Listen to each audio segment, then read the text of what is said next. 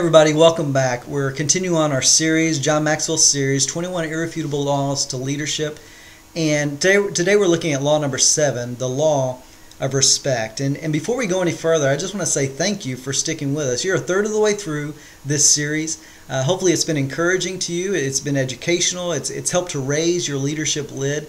And we're excited about this process. As you look at the notes that you have, if you haven't downloaded those yet, if you're on our website, you can click on the link above me, download those notes, and get ready. Get the most out of this lesson. If you're watching this on DVD, hopefully those notes have been provided for you. If they haven't, I would encourage you just to press pause. You can go online to our website, www.mcogonline.com. Go to the Leadership on the Go, and you can download these notes to have just to get the most out of these lessons. But let's look at the law of respect. It says that people naturally follow leaders stronger than themselves. The more leadership ability a person has, the more quickly he recognizes leadership or its lack in others. And as a leader, you want to be respected, but sometimes we don't know how that plays out or what that looks like, or if we don't have the respect of the people, how can we gain that respect? And when you do have it, you experience the joy of having it, and people listening to you, people wanting to follow you. But when you don't, you experience the pain of not having it as well. It seems like you're always the one doing everything. You can't ever get anyone to volunteer, and you wonder why. Sometimes it's this area of respect. So how does a leader gain respect? Well, in Proverbs 12, verse 14, in the Message, it says, leadership gains authority and respect when the voiceless poor are treated fairly. And as we look at our 6 things there, how a leader gains respect, one, they have a respect for others. It's not all about them. And sometimes I see the mistake that leaders make is that as soon as they get into a leadership position, any type of authority, all of a sudden they're the one calling the shots. And so they feel as though they can be the boss, they can just kind of direct everybody, and they can sit back and just watch the whole game play out. But what we know is that that's not a respect for others. Especially in a volunteer organization, it's hard to just simply demand things of people when they're not watching you lead them by example. And so that respect for others really comes in and really is a way for a leader to gain that respect for the people is when he or she has a respect for others. Secondly is courage. Now courage is something that can show itself in many forms, but I've seen it a lot when a leader has the courage to make the hard call. When a leader has the courage to maybe cut a program that isn't doing well, it needs to be cut so that those funds can go to something that is up and coming. That courage to make the phone call, to talk to that disgruntled person who's disgruntled with the ministry or disgruntled with whatever's taking place. That type of courage gains respect in the eyes of those who are following, because they see someone who does the things that, even though it's hard, they make sure and do it. They have the courage to make those decisions. Thirdly, success. When a person or when a leader has success, when they have that history of it, there's a respect that begins to come in. And even when it's not consistent, even when it's not 100% success rate, when they have that history of success throughout the years, there was a respect that comes in, and people know that, you know what, even if this doesn't go forward in the way that we hope, we know that this person's going to make it a win somehow or another. They just have a history of that, and that success really gains the respect of people. Number 4, faithfulness. When people see a leader who is faithful and committed to that which they've been called to lead, there's a definite respect that begins to come into play. It's when you see someone who's been involved in ministry for years and years and years. Why is that respect there? Why does everyone, when they talk, they listen, like we learned about with E.F. Hutton? You know, why is that respect there? Well, it's because they've been there in the ups and downs.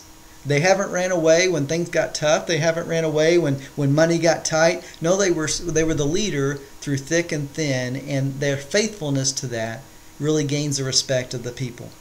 Number 5, the value added to others. When people come a part of this organization, or when they become a part of the team, the value that's added to them by the leader that's in charge really gains the respect of them.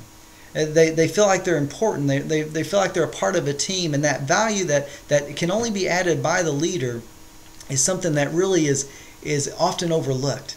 Encouraging people, praising people when they do a great job, coming alongside of them when they failed miserably, and letting them know that, hey, I've been there. I've walked that road. I've done the same thing. I've messed up, and sometimes even worse than you did, but we can do it. And helping them pick them back up. That value that you add to others always brings respect in the eyes of those that are following you. And number 6, their leadership ability. That's why these type of things are so important.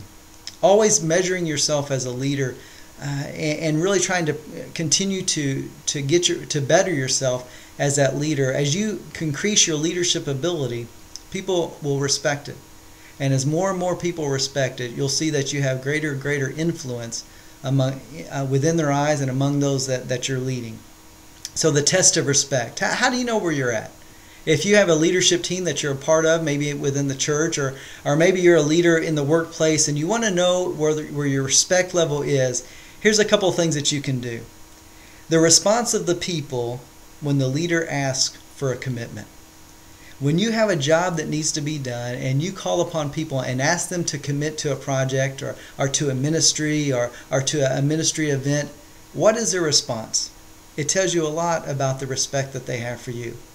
Now I know we all have scheduling conflicts, and we have different things that can keep us from committing, but overall you'll see that people who have a respect for the leader, they'll find a way to commit to that which they've been asked to commit to.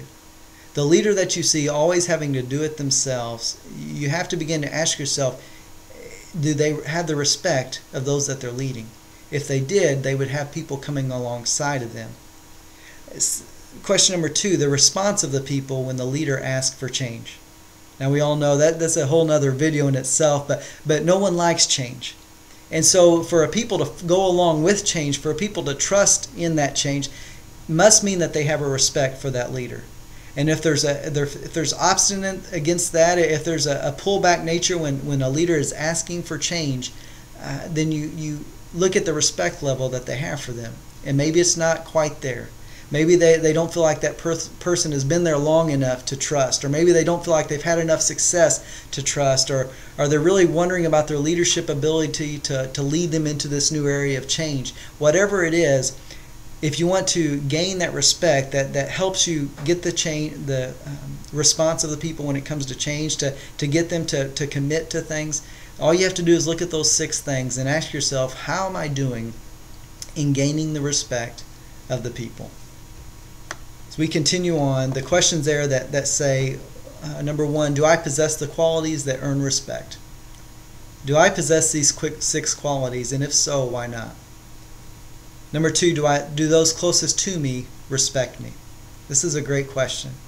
Your church may respect you, your leadership team may respect you, but who are those closest to you? What do they think? What does your spouse think? What do your children think? If there's no respect there, then you have to ask yourself, where's my integrity level at? Do the people who see me day in, day out, do they respect me just the same as those who maybe just see me on Sunday? If not, there may be an integrity issue that I need to face. If they're not, there may be an integrity issue that I need to look at more closely within my life. Because if they do respect me, then I know I must be doing something right, because even those who know me the best respect me as a leader. Hey, that's it for today. Thank you so much for joining us, and we hope to see you next time on Leadership on the Go.